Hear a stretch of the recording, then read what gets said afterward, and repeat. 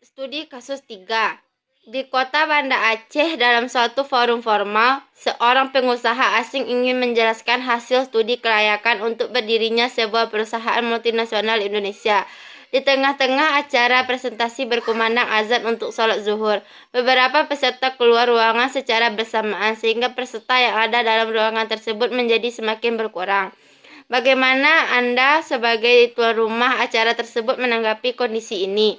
Ulaslah kasus ini berdasarkan unsur budaya perusahaan. Dan menurut pendapat saya, pengusaha tersebut harus menghargai setiap agama yang dianut oleh semua peserta. Dan pengusaha tersebut harus memberikan waktu untuk beribadah kepada setiap anggota.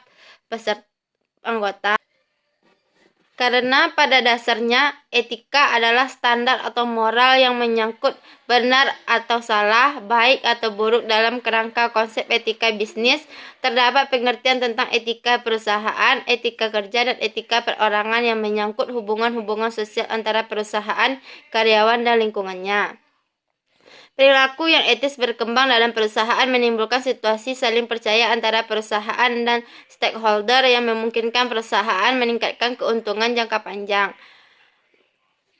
Budaya perusahaan memberikan kontribusi yang signifikan terhadap pembentukan perilaku etis, karena budaya perusahaan merupakan seperangkat nilai dan norma yang membimbing tindakan karyawan.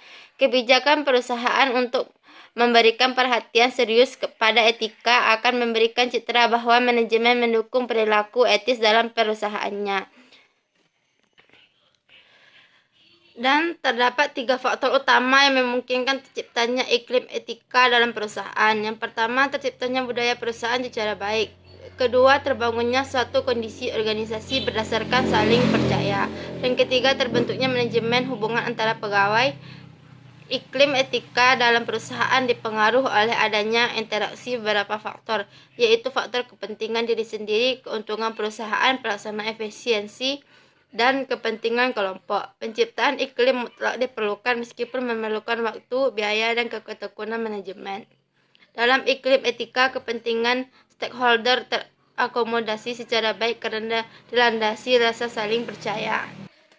Dan dalam kasus ini, hendaknya pengusaha atau pembicara tersebut memberikan waktu luang untuk peserta dalam melaksanakan ibadah dan memberikan kesempatan bagi mereka agar mereka dapat melakukan ibadah serta terus melakukan kegiatan yang dilakukannya.